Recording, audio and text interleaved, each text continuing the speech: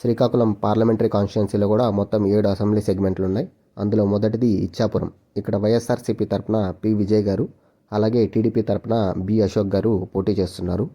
ఆత్మసాక్షి survey ప్రకారం ఇక్కడ పోటాపోటీ నెలకొంటుందని, అలాగే మిగతా 3 సర్వేల ప్రకారం ఇక్కడ టీడీపీ గెలిచేదానికి విజయ అవకాశాలు ఎక్కువగా ఉన్నట్లు చెబుతున్నారు.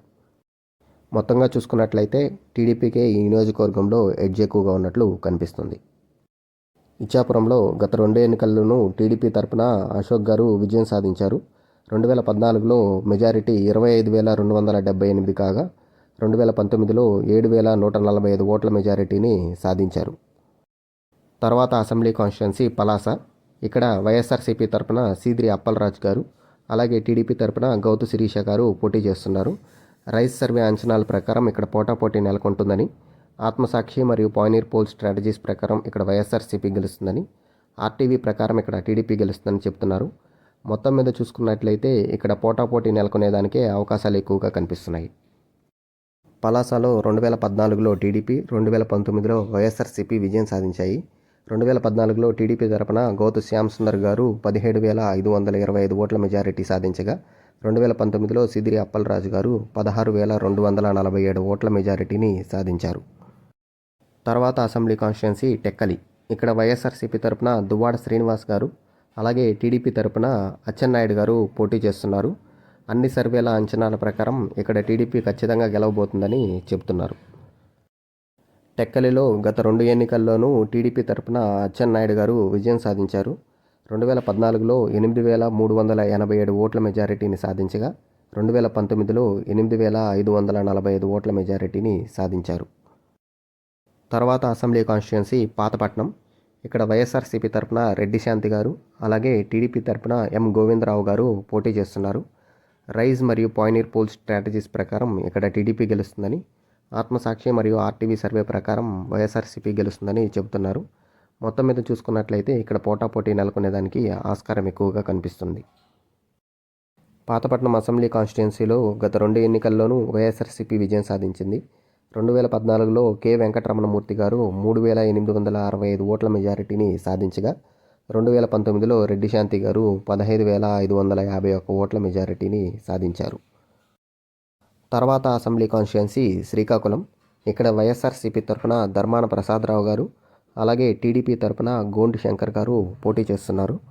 రైస్ సర్వే అంచనాల ప్రకారం ఇక్కడ పోటాపోటీ నెలకొంటుందని, ఆత్మసాక్షి ప్రకారం వైఎస్ఆర్సీపీ గెలుస్తుందని, ఆర్టీవీ మరియు పాయనీర్ పోల్ స్ట్రాటజీస్ ప్రకారం ఇక్కడ టీడీపీ గెలిచేదానికి అవకాశం ఉన్నట్లు చెప్తున్నారు. మొత్తం మీద చూసుకుంటే పోటాపోటీ నెలకొనేదానికి అవకాశాలు ఎక్కువగా ఉన్నాయి.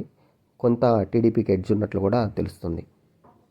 శ్రీకాకుళంలో 2014లో టీడీపీ, 2019లో వైఎస్ఆర్సీపీ విజయం సాధించాయి. 2014లో టీడీపీ తరపున లక్ష్మీదేవి గారు 24,131 ఓట్ల మెజారిటీని సాధించగా, 2019లో ధర్మాన ప్రసాదరావు గారు 5,777 ఓట్ల మెజారిటీని సాధించారు. తర్వాత అసెంబ్లీ కాన్స్టిట్యున్సీ ఆమదాల వలస. ఇక్కడ వైఎస్ఆర్సీపీ తరపున తమ్మినేని సీతారాం గారు, అలాగే టీడీపీ తరపున కూన రవికుమార్ గారు పోటీ చేస్తున్నారు.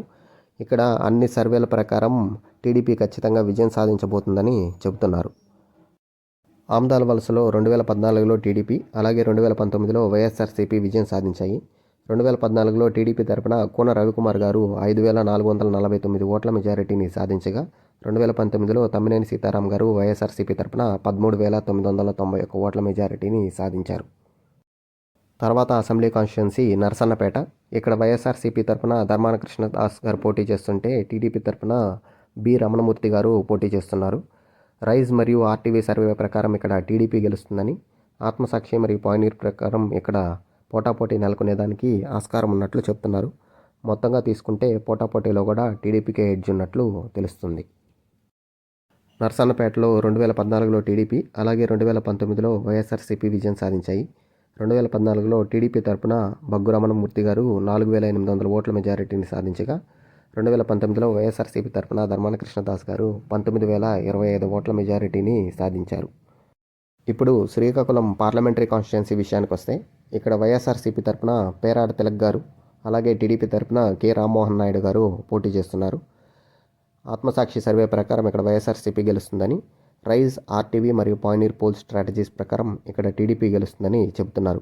మొత్తం మీద తీసుకున్నట్లయితే ఇక్కడ టీడీపీకే ఎడ్జ్ ఎక్కువగా ఉన్నట్లు తెలుస్తుంది. శ్రీకాకుళం పార్లమెంటరీ కాన్స్టిట్యుయెన్సీలో గత 2 ఎన్నికల్లోనూ టీడీపీ తరపున రామ్మోహన్ నాయుడు గారు విజయం సాధించారు. 2014లో 1,27,572 ఓట్ల మెజారిటీ సాధించగా 2019లో 6,653 ఓట్ల మెజారిటీని సాధించారు. మొత్తంగా చూసుకున్నట్లయితే శ్రీకాకుళం పార్లమెంటరీ కాన్స్టిట్యుయెన్సీలో ఉన్న 7 అసెంబ్లీ సెగ్మెంట్లో 2 పక్కాగా టీడీపీ గెలవబోతుందని, అలాగే 2 పోటాపోటీ నెలకొంటుందని, మిగతా 3 అసెంబ్లీ సెగ్మెంట్లో టీడీపీకి ఎడ్జ్ ఉన్నట్లుగా ఈ సర్వేలు అయితే చెప్తున్నాయి. మీ అసెంబ్లీ సెగ్మెంట్లో ఎవరు గెలుస్తున్నారో కింద కమెంట్స్ రూపంలో తెలియపరచండి.